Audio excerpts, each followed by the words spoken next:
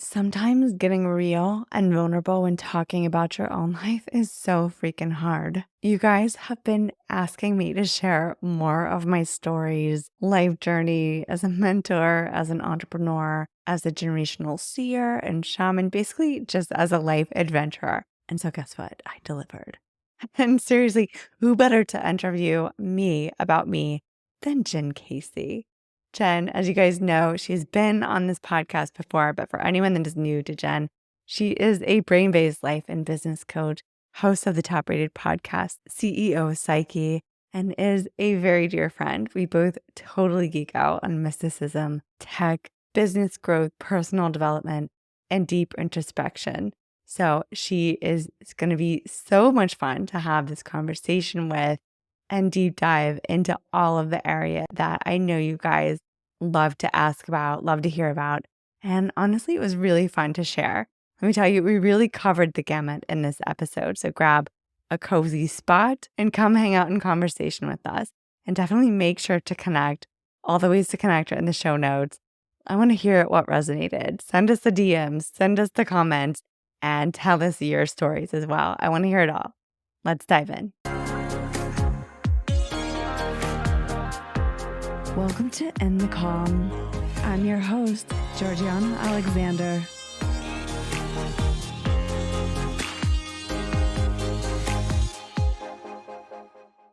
I'm so excited about this episode. This is going to be so much fun. I just feel like there's not another person on this planet that is more fun and also better suited to ask me all the questions because we both geek out so hard on all the same things.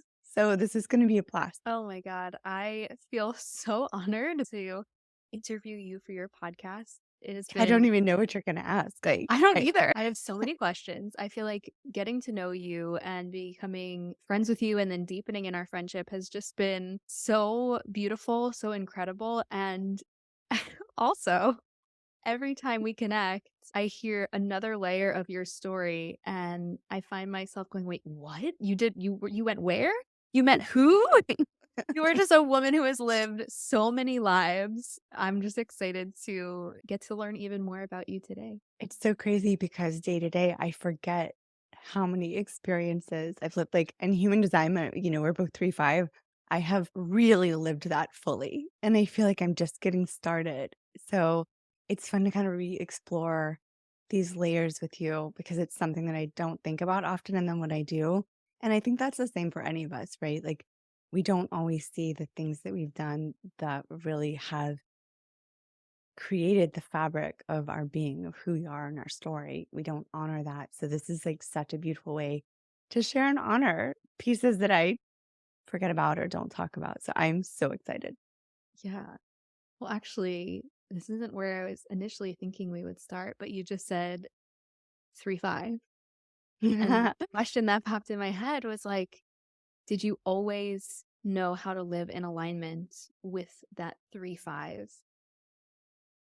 like crazy wild person that has to explore everything, That trial touch and error. everything, trial and error. I mean, so I was born August 31st, 1979.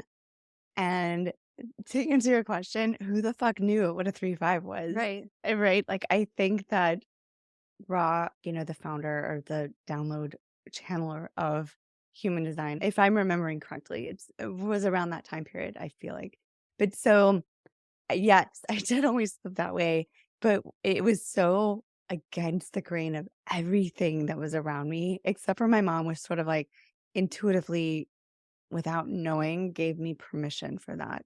Mm. And so I would just have to try everything. Literally, I went to the emergency room so many times they knew me on a first name basis because I would I'm serious. I was born 2 months early. I had a hole in my heart when I was little. Like there were so many, like I was like under 3 pounds when I was born. I just had Whoa. such a spirit of wanting to be here. 3 near deaths experiences. I had pneumonia within the first year of my life. There was all these experiences of trying, but then beyond that, I would like just grab things and put them in my mouth because I needed to experience them. So I would constantly like going to the emergency room or I like ate paint, like house paint. I just stuck my hand in and I'm like, oh, it looks blue. It looks like blueberries. I'm gonna eat it. And they're like, back to the emergency room. Or I jumped out of a tree when I was 7 at the top of the tree because I was like, I feel like I can fly. I just know that our experience of what I'm being told is human is not true. Like that we have capabilities that I know are different. And I'm gonna test it out. And I know if I intend to fly, I can fly. It turns out density gravity is real. Broke my arm. So there's just so many series of things in my life that,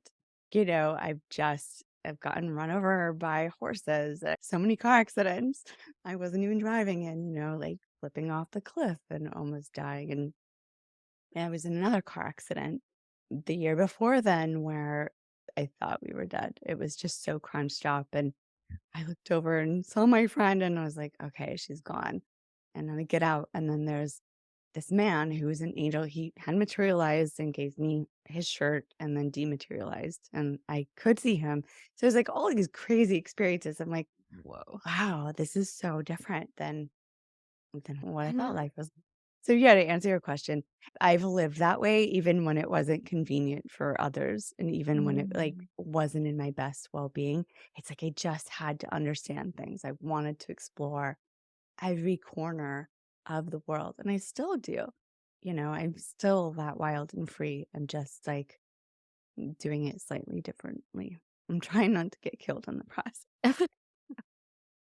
it's always so inspiring and just mind-blowing hearing your stories because 'cause I'm also a 3/5, but that has Mhm. not been my lived experience, but when you talk about it, I get fluttery and excited, like, Like, yeah, "Oh, that part of my soul is, like, craving that deeper recklessness," I guess. I was just it's like, "Just it's try it like all." yeah, I think my inner free spirit is like when I've done sat down and done vision questing with a healer and a shaman, he's like, listen to who is your soul and what does your soul embody? And it's sort of like I'm this Black Panther in the jungle and Mm. my heart is the beat of the drums and I can envision myself running through the jungle and then morphing into this woman, this wild woman, and then leaping off the cliff. And that's sort of the embodiment of who I am on the inside, whether I maybe come across that way or not. Like I'm kind of chill in person, and then you get me talking, and you're like, "What the fuck, Georgie?"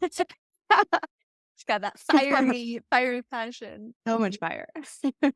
Oh my god. Okay, so I'm so intrigued by your childhood experience of, like, being this little wild child and having all these injuries. What was your awareness of being a human as a kid? And, like, I guess really the question is, like, in relation to adults. Because I feel like you were just this really super connected, super aware kid. Yeah, my mom and I were talking about this not that long ago because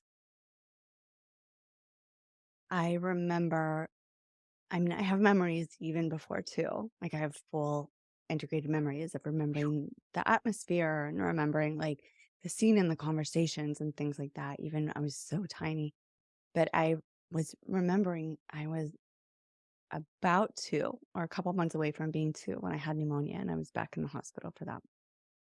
And I can see myself walking through the hallways with my grandfather holding his hand.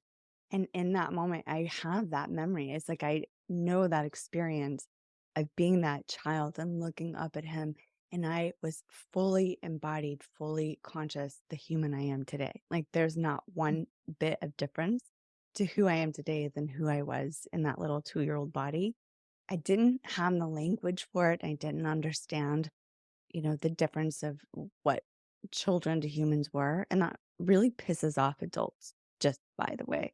When you're walking around and you definitely feel that you are as grown up or as not really empowered, but it's like you have the same right to exist in the world the same way that the adults do that are around you. And not because I really wasn't sassy. It really, like I know we talk about like the wild child thing, but I was so quiet.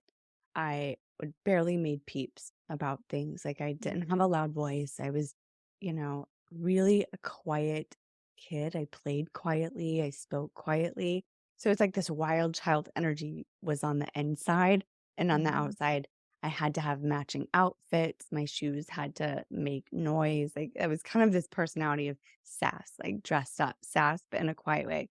So then to show up in the world and carry this energy that I just knew myself deeply.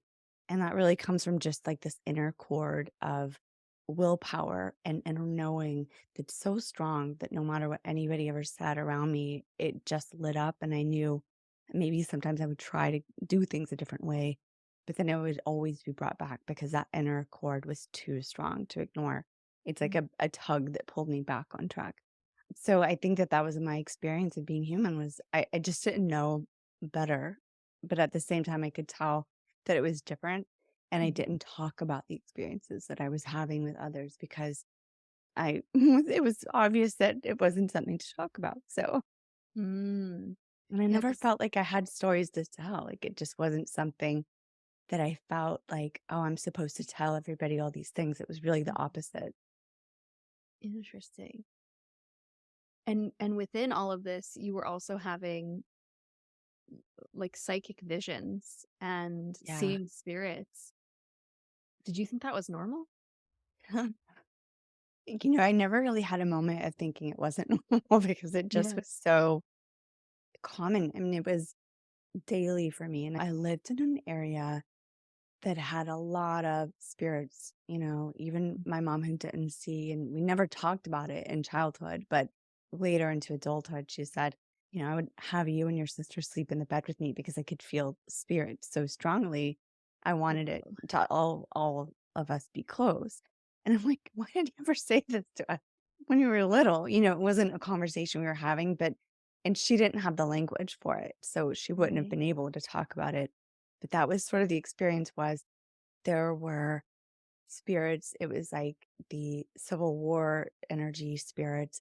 There was extraterrestrial energies and beings.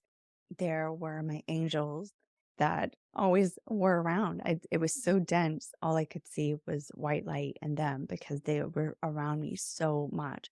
And they were my playmates. We would play and have conversations, and they would tell me not to do things, like all of that. It was just, all of this rich inner world that I could see them the same as I could see a human in front of me, or I could see people's bodies. I could scan and get images of dark spots or see their health or know things. Like I would just kind of know things, or if someone was not telling the truth, I would get the vision of what was the truth and where was the mistruth. So imagine walking around as a kid, and we all have that, I think, that ability to understand.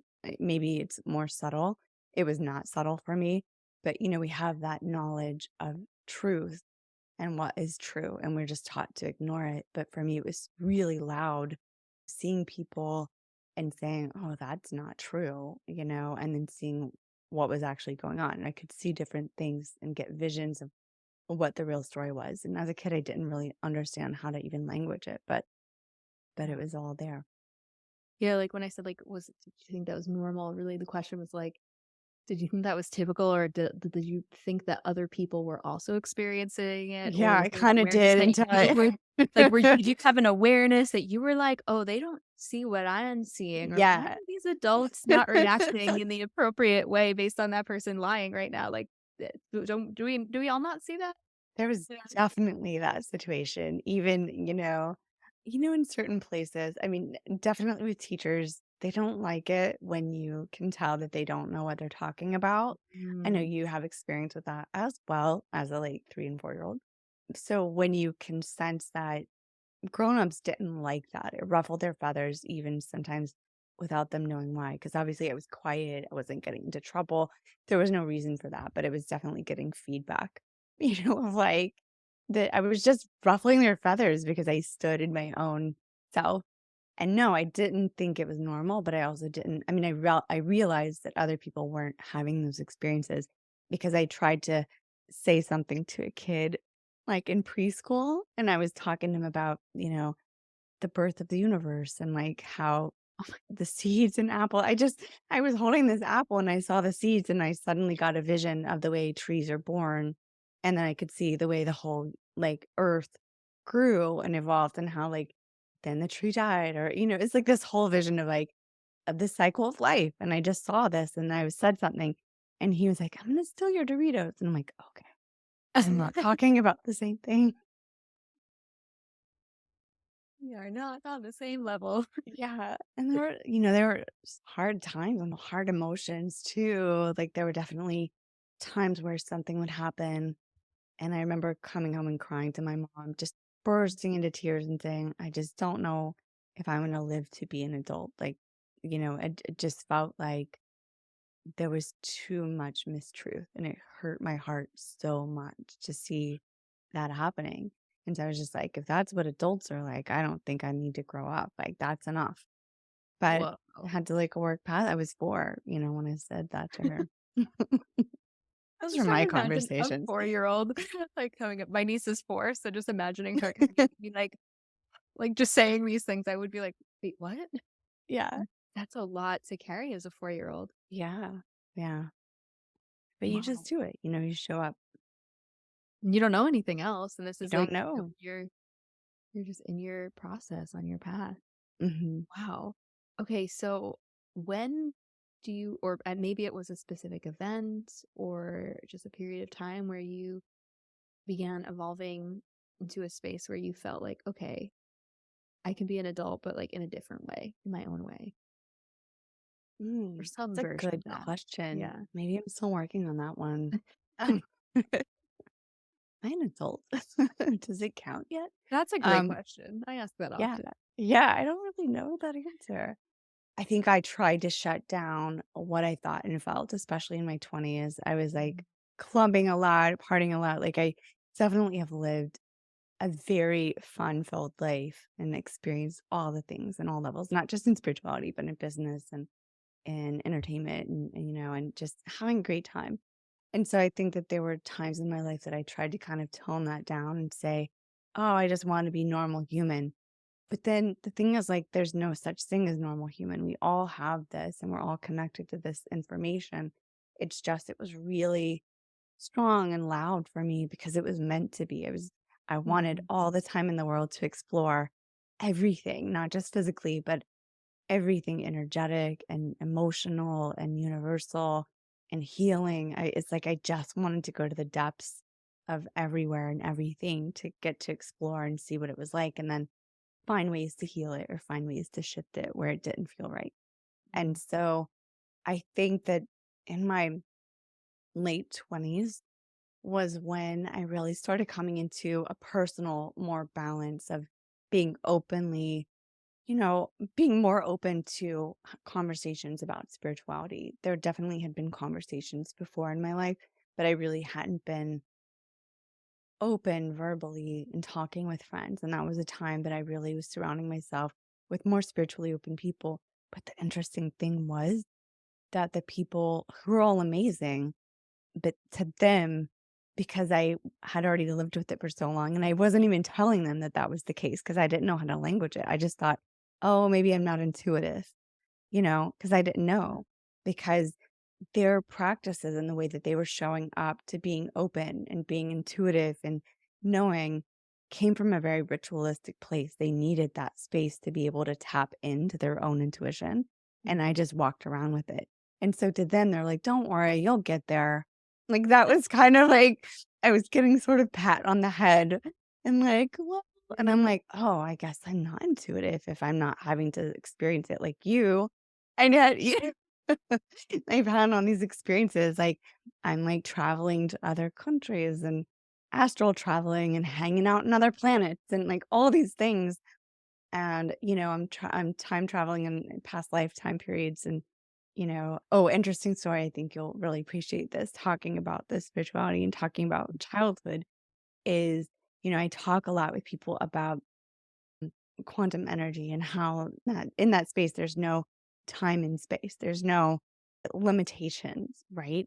And so I remember me as a child needing support and me as an adult now, like the feeling of who I am now, sitting with me and walking me through energy clearings as a very tiny child. And Whoa. throughout my life, it's like I would recognize me, but I didn't know it was me until now. I'm like, oh, that was me. Because I'm doing timeline work and healing lineages and doing healing work. And it actually shifted that time moment of me as a child. And I remember me then coming in and saying, you have permission to be who you are. And it gave me an empowerment to keep walking forward in moments where I didn't feel that I had the right or that I wasn't getting that messaging from outside of myself. So it was me actually helping me along, future me helping little me out. It's crazy. Wow. Yeah, it's Absolutely profound. crazy. So deep. Yeah. But it makes so much sense, and that's so beautiful that at this place in your life now, you get to recognize that and go, "Oh, it was helping me." I was Oh helping me my and future god. me is still helping me. Like I can feel the Mhm. unlockings and I can feel it's like I'm literally guiding myself along my journey at different stages. It's so cool. I'm like, wow, I really like me. Pretty great. Yeah. I remember when we were first connecting, you started sharing a bit about the astral traveling, and you Yeah. mentioned it, and I'm like, I feel like that deserves a little bit more space to explore Okay. You want for to talk those who about are it? listening and we're like, "Wait, wait, wait, what? Astral traveling? Hang on." Because you had some really big stuff happen even I remember you sharing with me when you were in school. Yeah, that was wild. That was the first time. I mean, it wasn't really my first experience out of body because that felt kind of normal. And again, like I didn't know any of this. There wasn't like Google or I'm gonna Google and be like, oh, this is so trendy, astral travel. Like people would have locked me up if I would have talked about this shit. You're like, what the hell? But so yeah, I was studying in a social studies class in high school. I was like so young. I want to say it was like 14 or 15. And I was sitting in this class just listening to the lecture or whatever. And suddenly I'm transported to India in a different time space. And it was not just like, oh, I'm having a vision of India. I was physically in India in a different time. Like it wasn't the same timeline. And I was walking on a country road. It was somewhere outside of Delhi, like, but it was in the countryside, and it's like I kinda got a sense of like, "Oh, wow, why am I here?" But I could smell the spices in the air, like, there was a wagon, like, just a cart, with some people putting spices on this, like, wagon and carrying them into town. Like we were all kind of on this dirt road walking into town. So there wasn't like a lush green grass. It sort of felt drier in the air, but the sun was so powerful and strong. And there Mm. were trees around, and I was just walking there. And then I turned around and I sat, and somehow I was like totally fine with it. I'm just like, well, this is interesting. And that really is a testament to my personality. Is like, I mean, just drop me into another time space, and I'm going to be like, oh, well, what's this about? Like, I'm just sort of gonna explore it rather than freak out. I'm like, "Oh, interesting." So I just turned around and I kind of jumped up on the wagon and was sitting as it was moving and just taking in the scenery, and I'm like, "This is really cool that you can do this." And I'm like, "Alright, I'm ready to go back." And then I popped back into my social studies class. I was like, always questioning, like, that wasn't a vision because I've had visions and then I've had other astral travel experiences where I was very conscious of my body being in one place. And then I was like, it's like you think about places and then you're there. So even other planets, other time space, other realities, like you can kind of pop in and out of those. I always say that with caution because I think that it's important to really protect the space that your body is in and make sure you're not being disturbed in any way. Like it's important to feel safe and it's important to know kind of what you're doing and where you're going. But at that time, I wasn't really aware of that. And I was just kind of enjoying the experience of, Mhm. like, exploring and then out of body, and I would go sometimes visit friends at night, like, kinda that knew also, and I'd be like, "Oh, hey, they're sleeping," or, "Oh, hey, like, they're watching this show on TV," or whatever, and I would ask the next day, and they're like, "Yeah, I was sitting there watching the show," or whatever, and Wow. so it was really crazy, the things that we're capable of as humans, that it wasn't something where I had read about this or knew about this. It was just happening in my experience. And somehow my inner knowing knew what to do and also felt really safe about it. And that was just something I was like, okay, kind of knew how to hold space and protect the space a little bit. And later I found out why that was so important because there were some other situations. But so yeah, those were some of my astral travel experiences.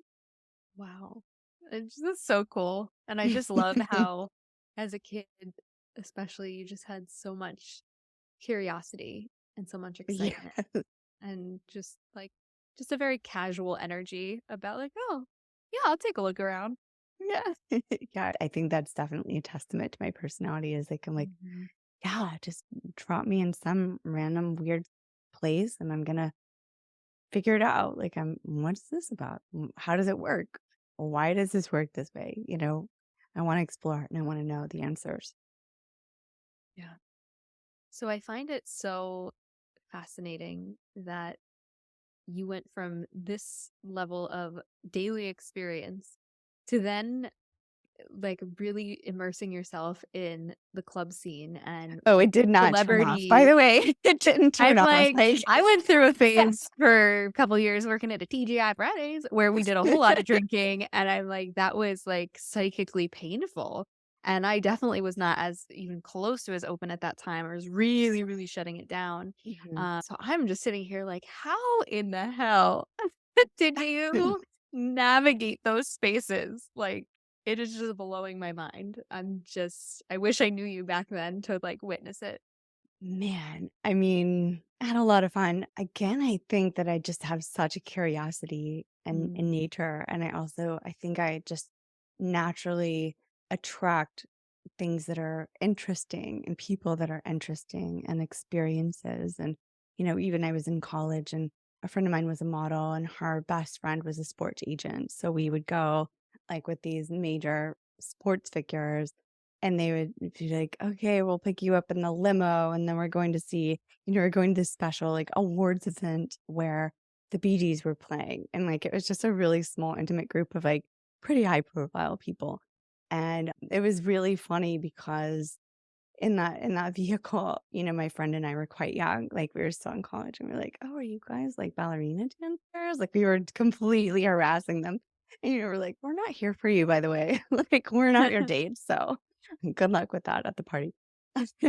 So we were, like, just rousing them and just in this place of, going to different parties, but definitely I was underage and going to all the clubs, but I was because I knew the bouncers and stuff, I was always in the VIP sections and just, like, having this really beautiful experience of nightlife, and I met, like, several prominent DJs, now that are pretty big players in the scene, and I just loved dressing up and going out, and then it was wild because I would see information, like, the music carries people's energy, and so I'm in the clubs dancing, having a lot of alcohol. Wine was my thing, wine and champagne for sure, and I'm watching the energy move of people, or I'm feeling their stories, or I'm hearing their information, and it was a lot of information, and at the same time, I was just like, I didn't care. I was kind of used to receiving that kind of information and walking around the world being like, all right, whatever. Like, I don't need to know this.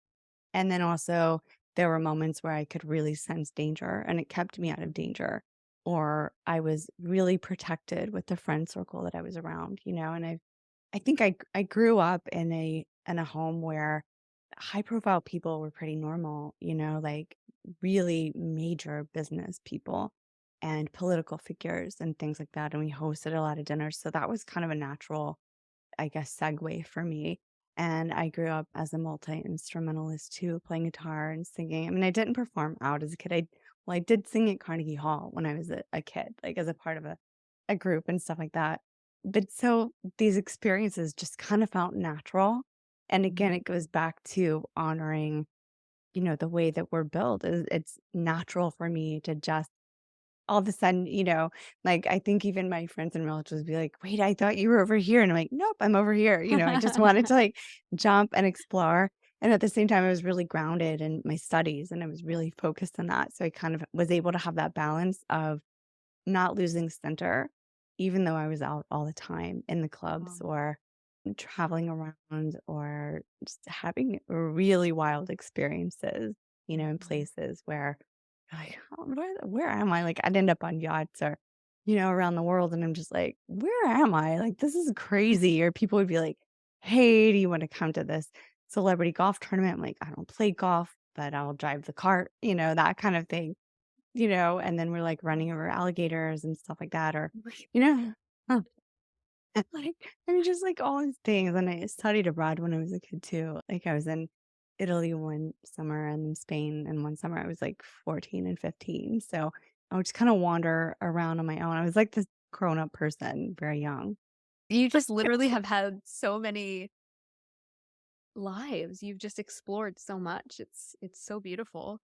There's so much wisdom that you carry within you from all that you've experienced.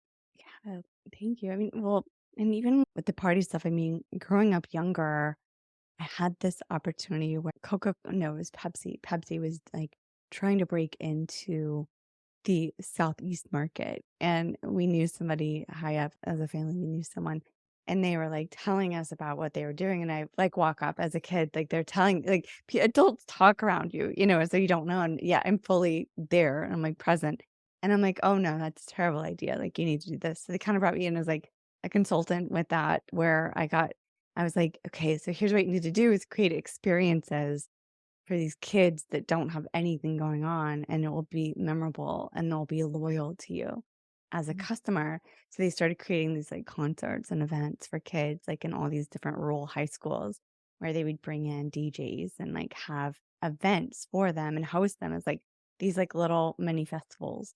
And it was so fun. It like really had impact for what they were doing. So it was fun to get to be a part of that. Or, you sit at tables and in board meetings when I was a kid where I would hear like these really successful, like multimillionaires up to running billion-dollar companies talk about their issues with what was going on in business. And then also the startup people, the mom and pop places. And I would sit there as a kid coloring and I'm like, "Oh, same problem." Like, they're having the same problem, and it's like I could see and understand. I'm like, "Oh, well, that's their issue. Like, if they're doing this and this and this, like, they need to align it here." And so I could see the texture of where their problems were and see the gaps and be like, "Oh, well, that's the problem right there." And so it really gave me a really unusual sort of, I guess, like, foundation to be able to understand so many different places of business and of politics and of entertainment in all of these different sectors that then translated to my business career and being able to actually help people at really high levels early on because I already had so much experience with hearing their issues or hearing what people were doing or seeing people in major startups or in kind of unusual entrepreneurial ventures and understanding their struggles and knowing how to solve the problems. So wait, you said you were coloring. How old were you? As a kid, I was under 10. Wow. Yeah, I was under 10, and then by the time I was 10, like my like lunch dates, I would like get taken out of like daycare, in the summer, and I'd have to have a cute outfit because I was going to a Rotary Club luncheon and things like that. Like that was like, or like I was like 13 or 14, and there was this group in Georgia called Leadership Georgia, where it brought like some of the most successful leaders throughout the state together to talk about the future of business. And then I headed up the first youth sector of that for like where can youth get involved in growing business in the state. And so I helped form that first group. I don't know what happened with it, but I got to be a part of like helping put that together. So that was kind of my 13 and 14-year-old self, and also being a total, brat or 13 or 14-year-old. So it's like, it was this really interesting mix of all of these things. Wild. Absolutely wild. Okay, so that really was like the foundation for a really beautiful business career that is just continuing to evolve and expand. And Yeah. yeah, so let's talk a little bit about that. Okay, what do you wanna know? Which part? Where do you Gosh, wanna I guess start? like where did that begin to really get to a place where you're like, okay, I have a business career and I work with people with branding and tech and, you know. Yeah, so that was an evolution where I kind of it's interesting, I really wanted to go to fashion school. So I was planning Mhm. to move to New York and go to Parsons and to study design because I was really creative. I played instruments. I love fashion with a passion, advertising fashion. I would pore over magazines, my whole childhood and just soak up. It wasn't really that I was just soaking up the images or it wasn't an aspiration. I liked how things were laid out. And so me going to New York, I was really young when I graduated high school. I guess not that young by today's standards, but I was, 17. There wasn't at the time any housing that would have been available or safe for someone me. And they were like, "She's too young, like you can't do it." Mhm. It was the only time in my life that I let someone talk me out of doing the thing I wanted to do. And now I look back and I think I could have done it. Like I could have found a solution. But it just seemed so far out there because it was like New York and I really wanted to be there, but I didn't have the knowledge of like, okay, well, where would I go to find a place to live? And all Mhm. of those things that I was hoping the school would kind of help put together. And so that translated to my mom saying, "Get a marketing degree." I just feel like I feel like you're going to like this.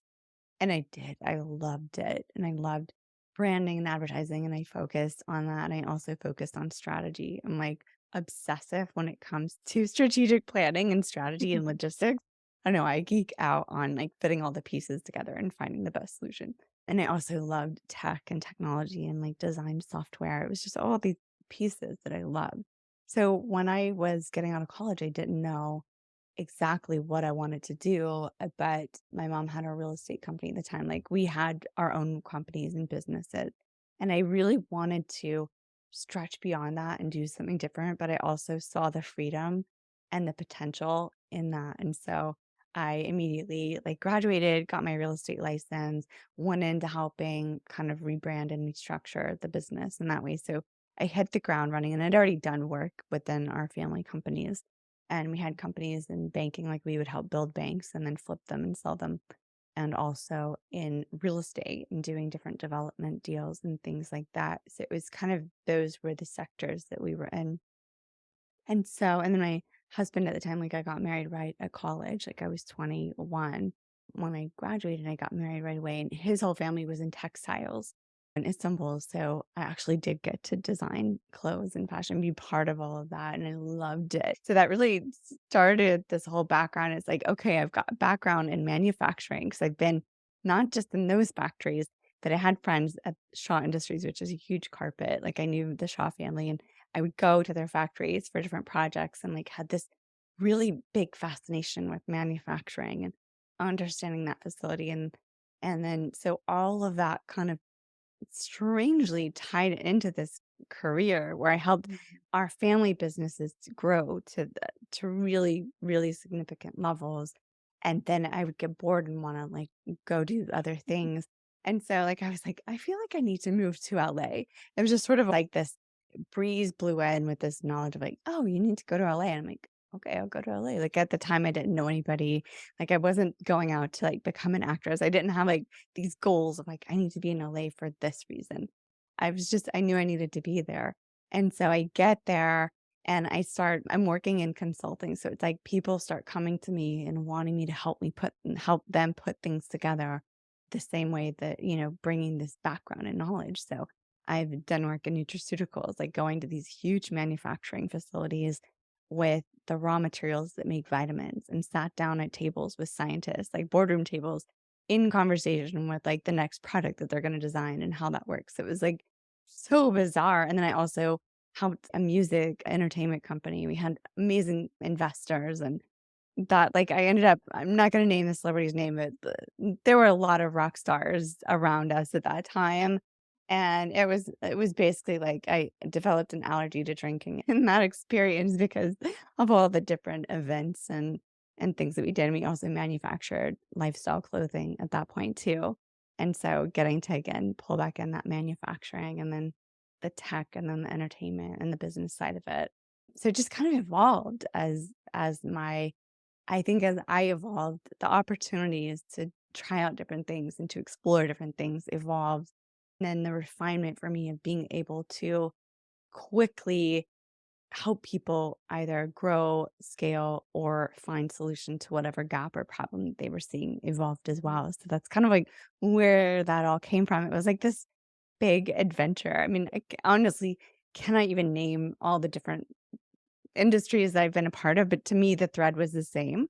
It was all in industries that I loved, and it was in that time that I would meet, say, Harry Winston. It was, like, before the time of really brand ambassadors, but they basically brought me in as a brand ambassador to work with them on Oscars week, so I was, like, going and like, to wear all this fabulous jewelry and having, like, someone with me at the events and basically showing up to carry that brand and network and meet with people and, like, showcase the jewelries. That was so fun.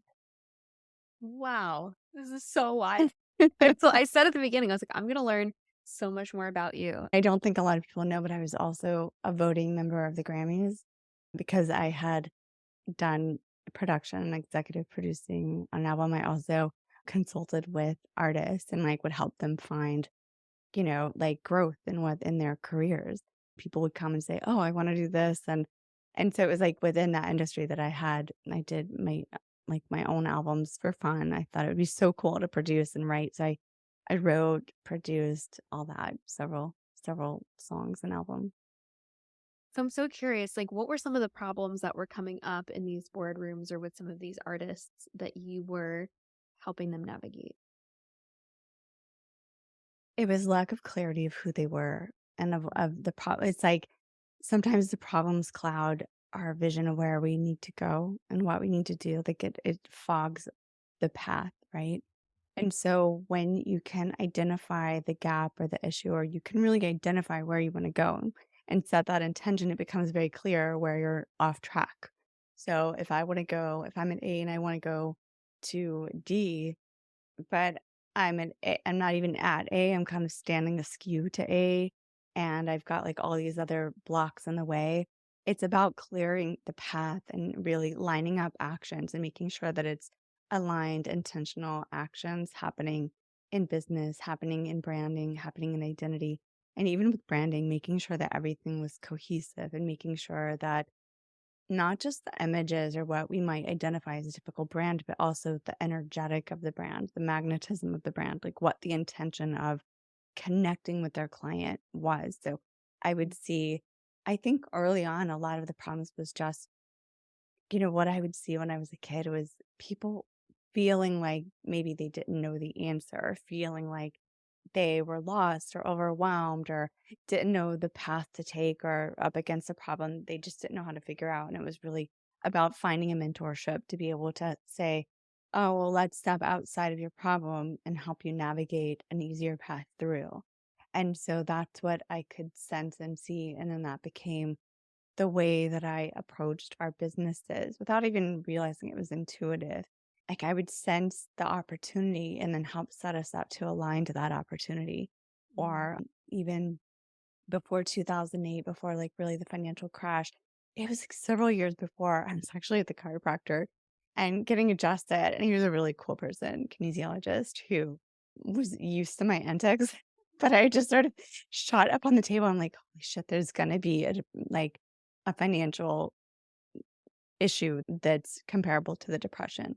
Like, I just felt it, and I looked at him and, like, it just blurted out, like, "We all need to get our businesses in order." It was like this moment of knowing, so it's like that futurist in me, like that future knowledge of kind of sensing, okay, well, here's where we are. And that's where I think all the intuition comes in too, is like Mhm.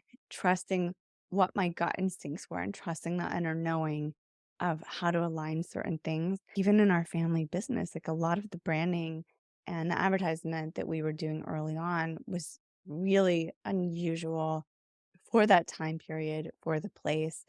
And I just had a sense of what was coming and what I wanted to see. I really wanted a more editorial brand, in real estate companies, or even for political race as a kid, I designed some of the political like signs and stuff like that. And I had a very clear vision, even as a kid, of like, okay, these are the colors that we need to use. They're gonna make it appear this way and fresh. And so it was really funny in the comments, people were like, well, I really love the colors. So it's kind of funny to have that experience. Yeah.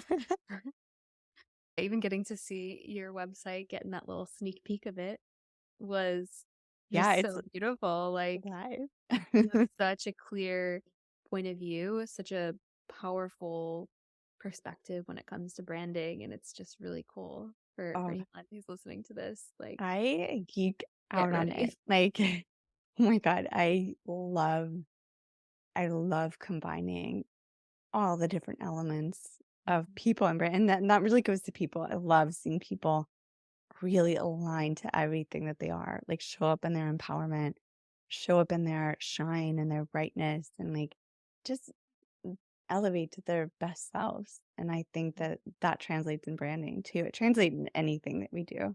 Hmm. There's so many things that we could talk about. We can dig a little Ask me deeper into. anything. I'm like, do we circle back? There were so many threads for those of you listening. I feel like if I was listening to this, I'm like, oh, there's like so many open loops, so many threads of things. Like, I'm like, wait, what happened with the near death experiences? And wait, you did a vision quest, and wait, what happened with the family business? I'm like, I have like so many things in my brain that Yeah. I want to dive deeper into without going too far back because now we're in this branding. And so, No, ask um, me. Ask away. This is yeah, so fun. I mean, you're what, asking the questions that I know people have asked, and I know some yeah, people sent in questions too. I feel like this is a Goosebumps book. Do you remember the Goosebumps Mm-hmm. books where they'd be like, choose your own adventure? Yes. So, like, what do we go to next? It's not a linear story. Yeah, let's maybe go back and talk a little bit about some of the near death experiences that you had because that's something Okay. that's kind of been like beep beep beep beep, beep in the back of my mind since we pass over that because I really do feel like that experience really informs the richness of like what you are creating today Yeah. and the embodied level of the way in which you're able to communicate things because like when you really know the darkness or when you're on that edge of life and not life and death and just it really shifts your perspective about yeah Everything. everything. It kind of unhinges you from living in a very black or white world. I think it gives you permission to just show up in a different way. And I think that,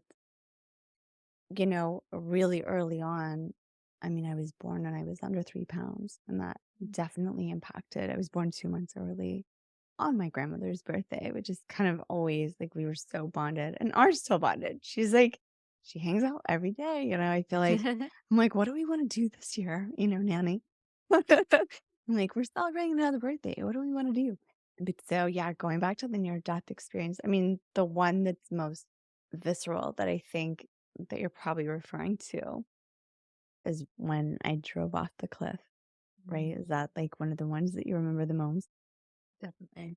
So that one was really, really powerful. There were some other experiences. I mean, I've had three major car accidents, other near death experiences. I've almost been kidnapped and, human trafficked as an adult, not even as a child, twice, as a matter of fact. Like I was almost like as an adult. So there's been a lot of strange things, I guess, like when you're diving off deep and going into all these experiences there's also a lot to work through because sometimes people's intentions around you aren't always great, which is a whole other thing to learn. When you're out there on the fringe exploring, you really got to trust your own instincts and be your own advocate as well. And I don't know that I realized that early on, but I think that that's something that came around as a really strong theme in my life of having to kind of fight for that feeling of being safe in the lifestyle I really wanted to live, which was on the fringe, and all of these adventures and not letting things scare me away from that feeling of openness and really deeply healing heart wounds and pain and traumas and things like that so I can continue forward and not get stuck in a shutdown place. And I think that that was something that all of these experiences really gave to me, but also my inner self of saying, choose to live this way. And so I think that one of the most memorable near death experiences I had was That's something you hear every day. yeah, well, like, the others were sort of like, these situations where you're like, "Shit, how did like, I'm not ready to die, like, what is this?" It's sort of like that, but this one was pretty bold. So I was 16, about to be 17. I was actually a senior in high school, and my boyfriend at the time was younger, and I never lied to my parents. I just didn't really have a care to lie. I just sort of told them the truth about things. But in this case, some of my friends, who were mostly guys, all wanted to go on a camping trip. And I really wanted to go. I thought, "Oh, that sounds really fun, I wanna get to join." And I didn't wanna do, like, the typical beach thing. So I told them that all my girlfriends were going to, and they weren't. It was just me and the guys.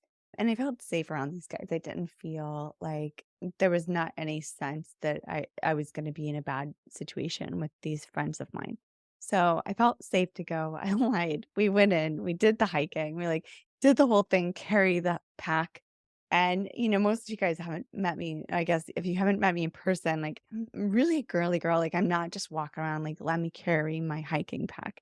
So this is like really out of character, especially at this time. But I'm carrying the pack. We're hiking 7 miles in and 7 miles out.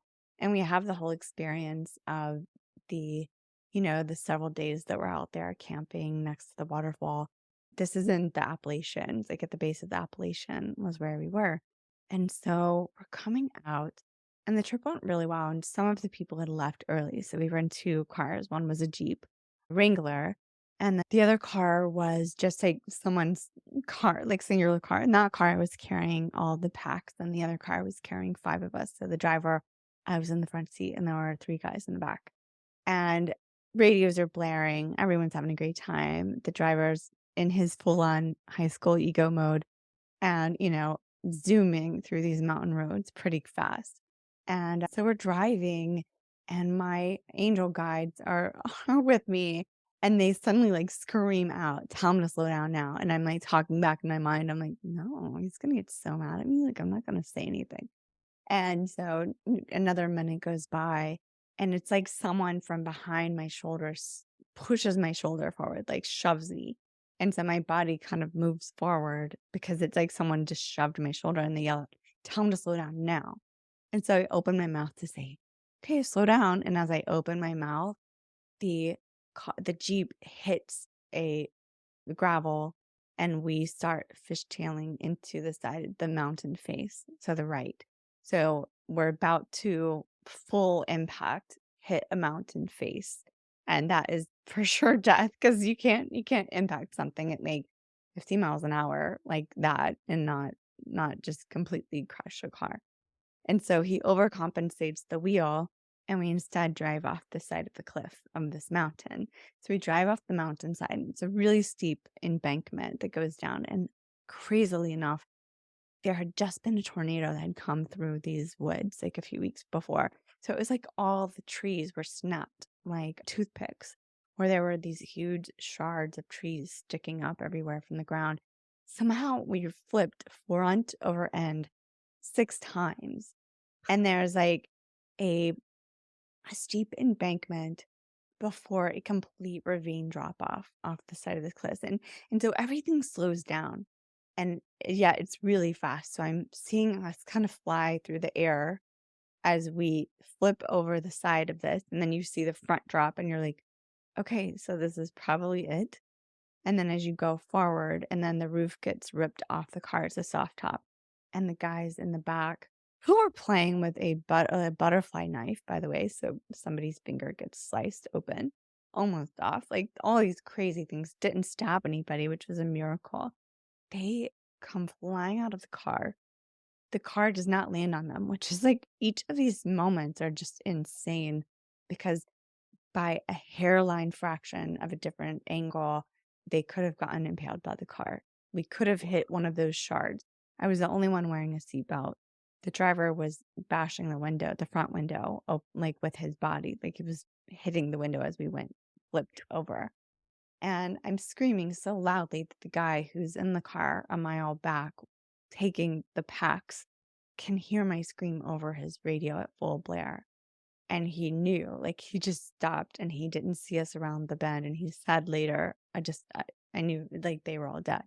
He just was, like, devastated in a moment, and just, like, everything in him dropped because he didn't see us and he knew, and then could hear my screams all the way down the mountainside. So it's, like, really Holy intense, shit. this moment, and it's so slow. And in this moment, I'm out of body, which isn't that uncommon for me. So my near death may be different than other people's because I'm pretty at the like my experiences in life are pretty different already. I'm like, oh great, my guides are all here. Cool. Like everybody's here. And then I'm looking at my body and I feel this really dense, almost plasma like energy around my body. It's protected. So it's like I'm barely moving. And I feel this peace and this calm even in that moment. It was so serene, and I was out of body and watching and kind of it's like I was scoping the landscape and looking and saying, I don't see a solution here. I don't see a way Mhm. out of this. And there was a ravine drop that was like, this is death. Like, this is what death looks like. And I'm like, I just know. I don't know. I'm not going to die. Like, this is not death. I'm not ready to die. I've got stuff to do. It was such a sharp decision in such immediacy, in such a solid intention of like, no, I'm not dying. In that moment, the car stopped upright, right, like the wheel was at the ledge of that ravine. Like there was nothing to stop. So you imagine the forward motion of a car flipping 6 times and then stopping. There was nobody at the brakes. There was nobody to stop the car. There was no boulder that stopped the car. Like it stopped upright with the tire halfway off of a ledge about to flip over. And in the same moment that I said, no, where I'm not dying, the car stopped. I unbuckle my seatbelt, get out, and start collecting people up the hill to drag them up this side of the mountain. So it was like so fast. Like with that, it was something that even at that moment, I couldn't even fully process because I'd had, my guides yelling at me before, and I was like opening my mouth to stop. And it's like, even though I was so familiar with out of body experiences and, visitations of all these things and miracles kind of happening, it somehow wasn't something that I logically understood. Like it was just a part of life. So when something's so familiar and common, you just kind of don't think that it's this big thing. But for me, that moment, without even having the words to understand how to put it into place, it changed everything because I understood the possibility of intention and I understood the power of that. And I understood the power of our life on earth and how in this reality, in this experience of being human, we get to so clearly define our direction and our path, and that we get ultimate decision making on all of the things that are a part of our life. And we have that ability to change and alter the course of everything within a moment.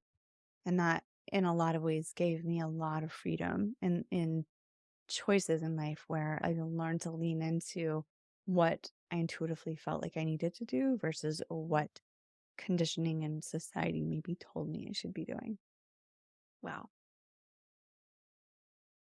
I've heard you tell that story before, but this was like, I just felt like I was taken there.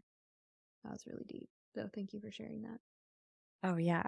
I mean, I love telling that story because it never fails to inspire. And I actually had like a lot of things happen the year before. I was in another car accident where I thought I was going to die and I didn't. And the one after it, I thought I was definitely going to die. I was like spinning and like in circles on an interstate at 5 o'clock in the afternoon, like across 5 lanes of traffic, doing like spins.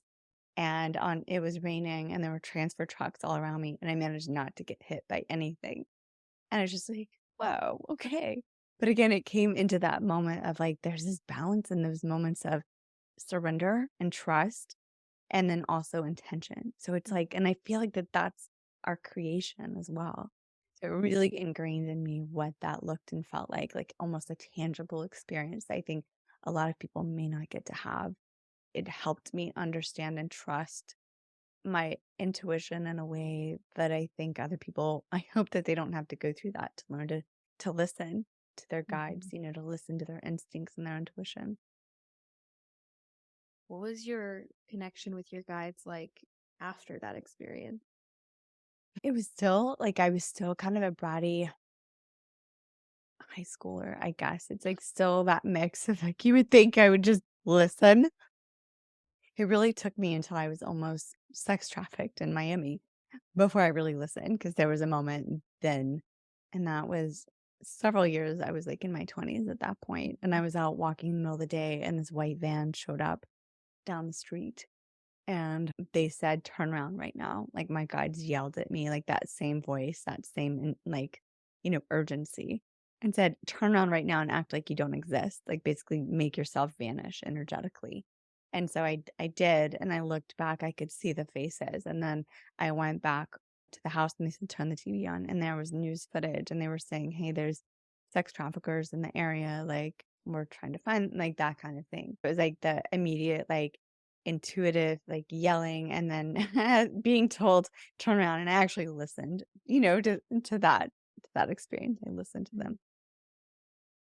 So that's the how is the relationship different? You're That was like, that was I about it. didn't I I didn't didn't swat them away. listen. I still didn't listen for a while. I mean, I would listen, but I'd maybe sometimes argue back, like, "I don't know. I'm still gonna try it my way," They're like, and then "Okay." they're like, how about you not get trafficked? They're How like, about "I that?" think you have I'm free like will, but I don't think you want this." I'm like, "Okay, I trust you. I'm listening now." Wow. Okay, why do you think you and I don't know, maybe other people have had some wild things like this. Maybe I was really sheltered and and I definitely spent a good portion of my 20s like, I'm not gonna go out anymore. I'm just gonna like sit and like build my online business. And so I was like alone a lot or at home a lot. But like you've Yeah. like lived, like you are a woman of the world. And I'm just curious, like, do other people have these kinds of like experiences, or do you, from your experience, is this like kind of unique, the amount of like brushes with death and yeah, danger? I don't know, I think that I had an astrologer one time say that what did she say? It was so funny. She said something like, "You tread where angels dare not go." Like, that was the way she said it, and I was like, "What?" I'm like, "Well, angels are there because I see them." Like, that was my response. I think that it's like I'm built to understand things, like, and I will dive headfirst into exploring and the things that maybe some people find scary or intimidating or like they're gonna avoid the darkness or avoid the things that hurt. I'm built to go into them. It's like my instinct is and not because I'm trying to get hurt, it's not that because I'm not getting hurt. I'm safe. But it's like I'm built to go exploring in ways and for me, like I think redefine what darkness and fear looks like because a lot of things that we label as shadow or darkness, Mhm. it's not how we necessarily think it is. I feel like I was in a very sheltered life in a lot of ways, and in other ways, not at all. Like, I definitely remember in my 20s, it was so distinct. I just felt like I was suffocating in my privilege and suffocating in this like glass sort of golden cage where I felt like I was supposed to live and act and be a certain way. And parts of it I really liked. I loved being really successful, but I also felt like money isn't my driver and I needed Mhm. to understand that and explore. So I kind of went on a quest of asking. I mean, it was a very clear ask of my guides and of God and of the universe to say, I want to understand people's pain. I want to know how they're living and what they're struggling with. They get stuck in these things and can't find their ways to themselves. And let me tell you, when you ask these things, Be prepared for the answer. be prepared that you're gonna get shown. So there was like a really like I want to say a 10-year cycle. It was like a 6 to 10-year Wow. cycle where I got shown this. And there were times in that I'd never in my life known even close to homelessness. And during this time, one weekend I might be on a yacht and the next weekend I'm like on the verge of being homeless in Beverly Hills because my living situation changed so quickly and I didn't have time to get into a new place like the way that the housing market was. I used to go to hotels and be like, "I'll just live in a hotel for a couple months." And in this moment, I couldn't afford that. And so here I am, like one weekend in the lap of luxury, and then the next week, there were so many circumstances that aligned to this that were so clear. It was like a lesson, and I felt Mhm. it. I knew it. I knew I was being shown something. I tried not to resist it or be in fear because everything inside of me was like, "What the fuck am I gonna do?" Like, I don't wanna be homeless. And it wasn't even that I was gonna be homeless, like, I did have finances, they were coming, it was like all these circumstances of these moments that aligned for me to sit back and look people in the faces and see, wow, this person in Starbucks that I've seen in here before that I thought was just visiting, they're homeless. Like, I can feel it now, I can see. Or going into places where there had been familial abuse, and facing these traumas within my own family and showing up in places, having to go and support someone I love dearly in child protective services. It was mind-blowing to sit in these environments coming from a very privileged background and being in places where I was suddenly told I was the liar, that, like, we weren't like, that we were just there not being true, and I thought, "We're actually telling 100% of the truth? What are all of these people up against, with breaking through systemic abuse and trauma and family patterns? If I'm not believed and I look and come from this background, how the hell do any of these other people stand a chance?" And it just struck such a deep chord in me of the change that needed to take place for people to help break through systemic trauma and healing and Mhm. ancestral lineage. And it really became a passion and a mission of mine to work with people on their empowerment. So I think that, to answer your question, I don't know if it was normal to go through so much, crazy shit. But I think that it was a part of my curiosity, and also it's like I wanted to understand what people go through and what they face so that I can have a better perspective to help guide them back to their own truth and their own empowerment. I feel very strongly that that was what all of it was for. Wow, that's beautiful. And I feel like so many powerful lessons within what you're sharing, and just even within that, it's just a great reminder of our individual power, and that when we ask to see things and we ask spirit, like, I want to know this, reveal this to me, Oh, it happens. you will be shown. Yeah. It might not be the way that you expected it to be There were shown. definitely times in that period, and I'm like, "Okay, I changed my mind, I changed my mind. This sucks. Like, I don't wanna be here.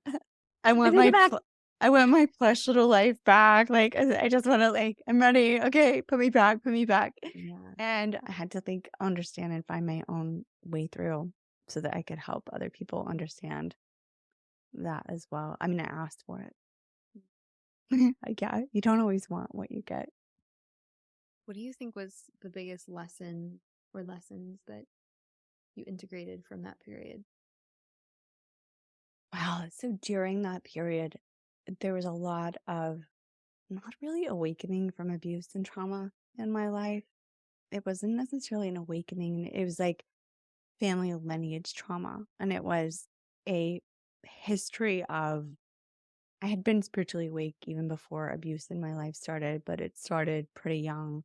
And it carried through different themes and different times. And it's all different kinds of abuses, financial abuse, which is a really odd one, emotional, energetic, sexual. I'm not going to go deep. I don't want to trigger people. But I think during this time, it wasn't necessarily an awakening of that because I already had awareness. It Mhm. was ownership and feeling a right of ownership and coming back into my own empowerment. I think it took seeing the world from a different perspective for me to break away and feel safe to do that. And in that, the biggest lesson was the beauty of my own empowerment and my own sovereignty. It was that I was worth, like, every bit of pain or struggle or facing the shadows. It's like those things that we think are so scary and so taboo or labeling or, the stigma that's around these things. It's worth moving through them and healing through to find yourself. Like, there is another side of that. It's not just for no reason. And I think that was the biggest thing because when you're on one side of that storyline, when you're on one side of a perspective, you feel like, how am I ever going to get through this? And I saw that in the faces of the other people that I would see in these places and experiences. They were dealing with domestic abuse, they were dealing with trauma and sexual abuse, and all of these different things. And I would see their faces and recognize that in my own story.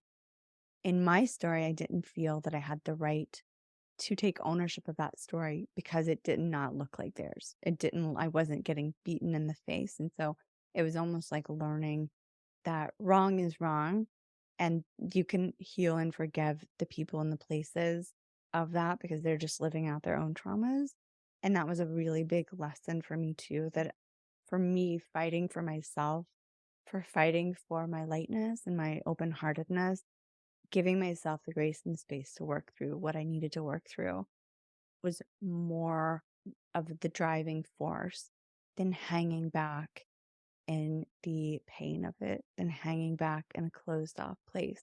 Like I will face anything that comes my way because I want to face it, to move through it.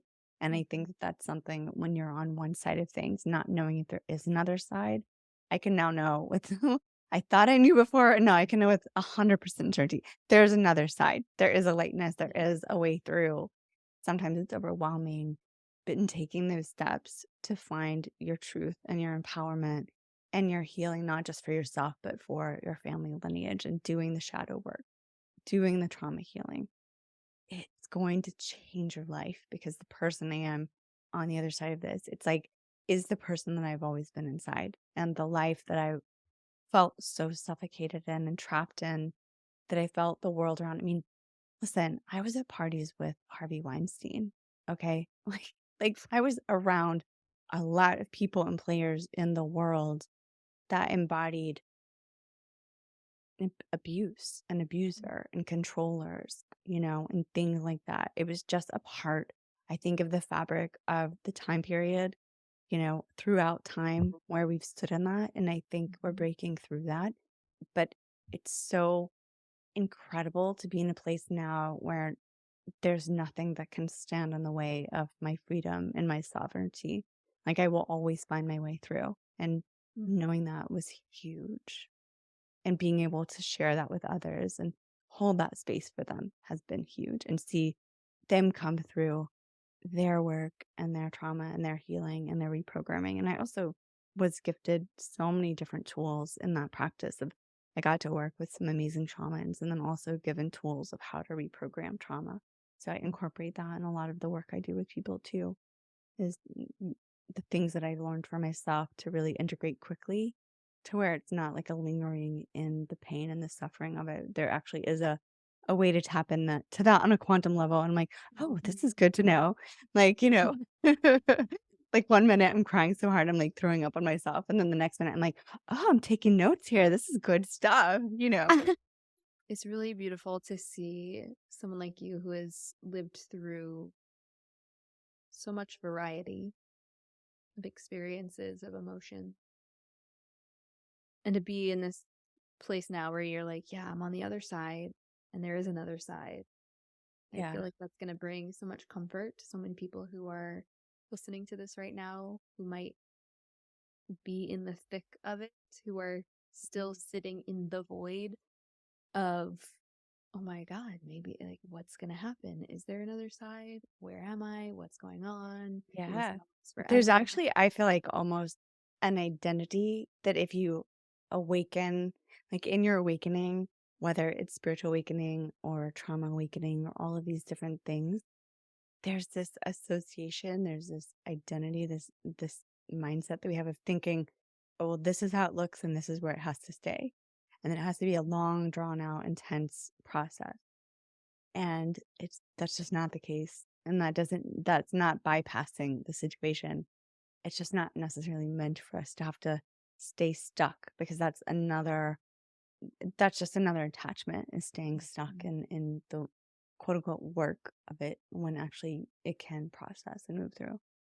Yeah. And almost trying to anchor into the Yeah. control of something happening in some linear fashion of time when really healing if you look at the grand scheme of it, of all the people and all the lifetimes, there can be changes that happen instantaneously. Not that it's Hmm. necessarily going to happen instantaneously. There might be some things to integrate, but I always say to people like it can happen in time or in no time at all. Like Yeah. there's no limitation. And it's The really like only what we yeah, need, I think, yeah, or what we set our intentions to. yeah, that's powerful. So I'm so glad we're speaking about all of this because all of this depth is really what you're bringing into this rebirth. I'm going to call it. Maybe you call it something else. This rebirth and new evolution of your work in the world with chaos and Yeah. Yeah, I'm so excited about this. It's yeah. been a lifetime of coming together. And it's all the things that you spoke about today really infused into one platform, one space, Hmm. one brand. Hmm. Do you want to tell us a bit about how that evolved and how that unfolded? Yeah, how chaos and calm came to Mhm. be. Okay. How it How came to it be. how it came to be. It's really interesting because when I was 10, I had this vision of it's like this download. I was given this download of seeing how I was going to build something like it was a business because I was already like obsessed with business, even as a little kid. I'm like, this is so cool. I love business and fashion, right? So those are my obsessions. And animals. We're just gonna throw that in too. I had this my favorite. Oh my What's your favorite animal? god. No, I all of them. I can't. Like, how dare you make me choose? Can't. Listen, I will make out with your dog. Okay, like upon meeting it. I always collected wild animal. Like my mom would see me coming carrying something and she's like, drop it, into the house because I would just be like, look, I found a mouse. Look, I found a snake, or Oh I my would god. always sing to bees and have them like dance on me. Like I'd be like, look, they're just dancing on me. And I would like sing them little songs and they would like sit on my hands and listen. So yeah, I can't pick an animal. I love them too much. When I was a kid, I had the vision of what I was here to build and Mm, create. And it was like a company that was based in one place, but I saw like all of these, it almost looked like a spider web, like all of these like connections out all over the world. And so I knew it was going to be something out into the world. I thought, oh, it's going to be in fashion.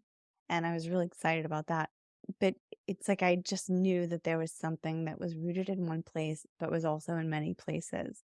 And I didn't understand that, but now it makes so much sense, especially with obviously with internet and with how our community is global. It makes so much sense that I really felt called to be a part of that global community. And so with chaos and calm, so much of my life was really segmented into these different places. And I felt like no matter how big the business or how big the opportunity or how cool the environment, I felt still an element of displacement because it wasn't the whole part of me.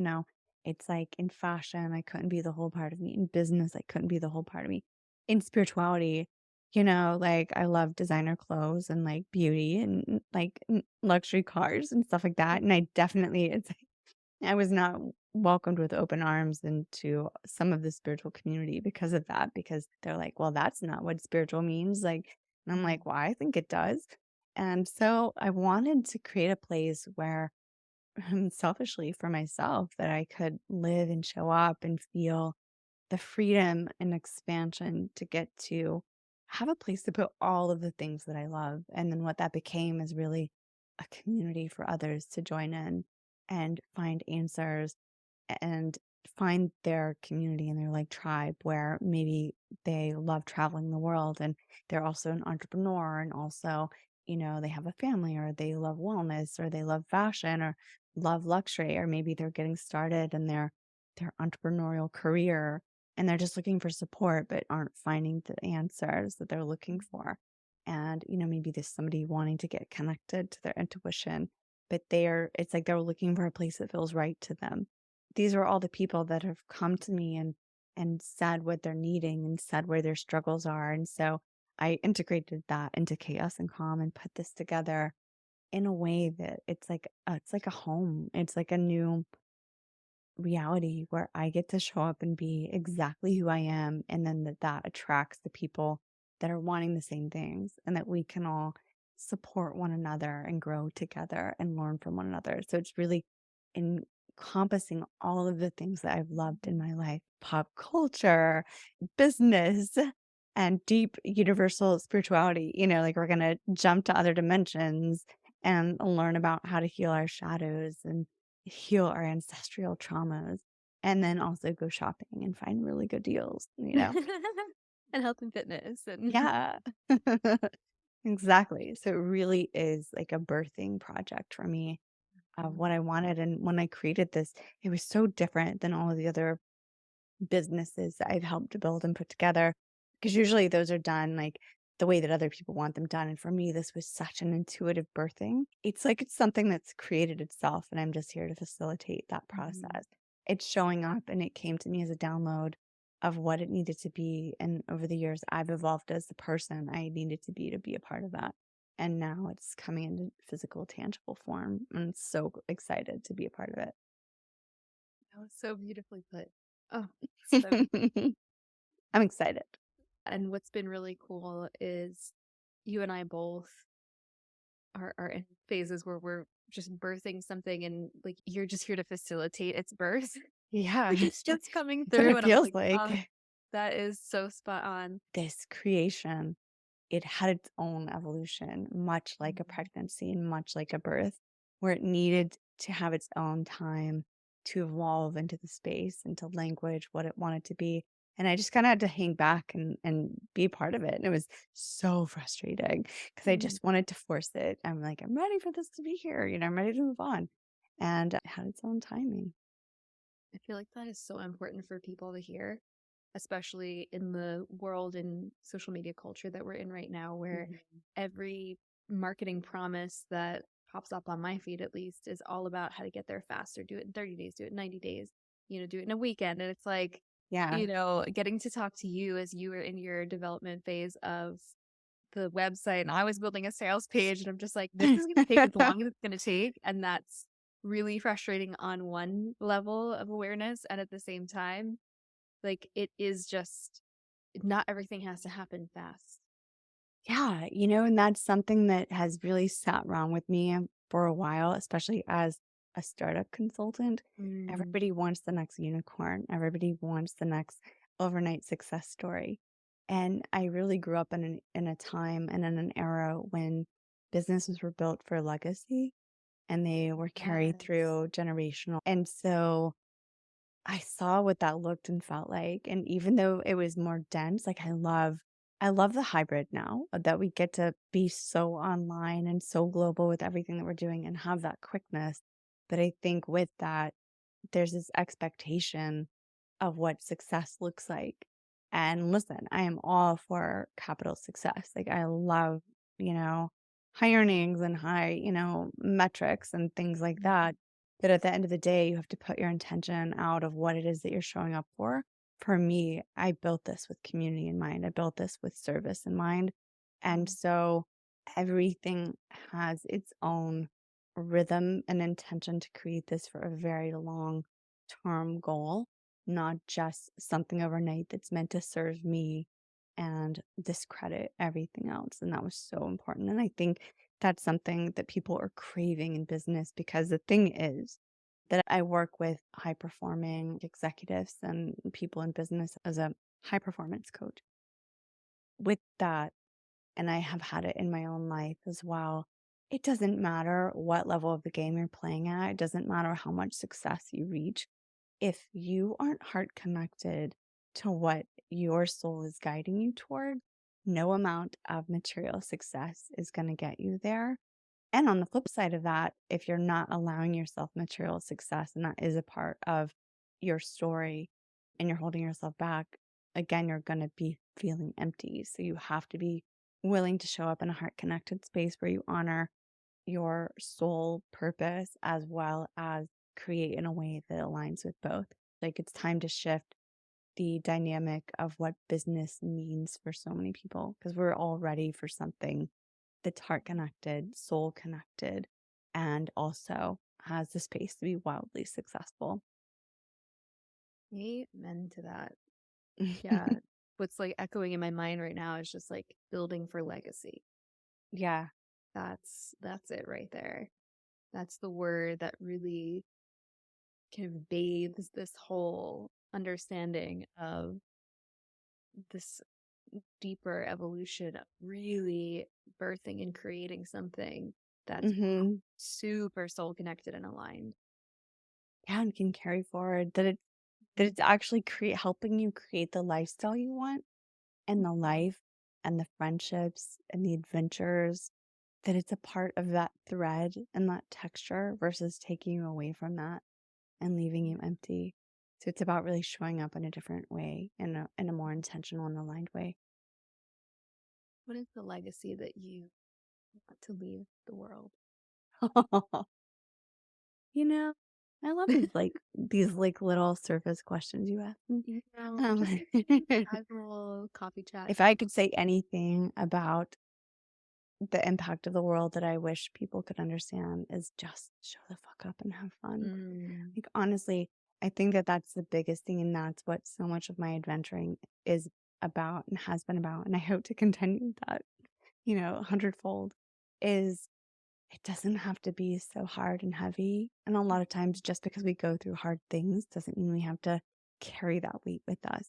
Like, it's okay to be in depth, and it's okay to be in growth or in change and all of these things, but also you have the freedom to have so much joy and lightness in your life, and it's meant to be fun, and you're not meant to lock down into these, like, musts and have tos. Like, find a way to enjoy the life that you're living, because there have been moments when I sort of step outside of this earth dimension and I look back and think, it's so warm and cozy. Like, I'm going to really miss this place, you know? And those are even in moments where it's been really hard and I'm like cursing. I'm like, "Oh, fuck you, Earth. Like, I'm so sick of being human, And then I'm like stepping into these other dimension places and I'm like, I want to enjoy this more. I need to like really show up and be present more and remember that this is such a place of joy and freedom and exploration and approaching that with like more of a childlike wonder. That's what I would leave people with, all the other stuff. And I think that that comes with empowerment, to be honest. I Mhm. think the more empowered you can feel, the more resonant in your own skin and in your own soul, I think that it also lends itself to this freedom of non-attachment to the struggles and non-attachment to the lessons that actually are helping you evolve, your shadow and your triggers and all the things that we go through, they actually are there as gifts for us to help us evolve and elevate into what we've asked to become and asked in one sense of the word or another. But yeah, we don't have to like hold on to that. We are here to live in joy and lightness. That's what I would say. No bigs. So beautifully said. Just like super casual. Is there anything else that you feel like is coming through that wants to be voiced today that would like really make this conversation feel complete? Oh, that's a good question. So in that, like when you ask that question and I see all these stories and I sit back and I love to like sit back and do reviews of my life and just let it Mhm. show me what I've learned or the experiences. And every so often I'll just sit back and think, wow, that was really cool, actually.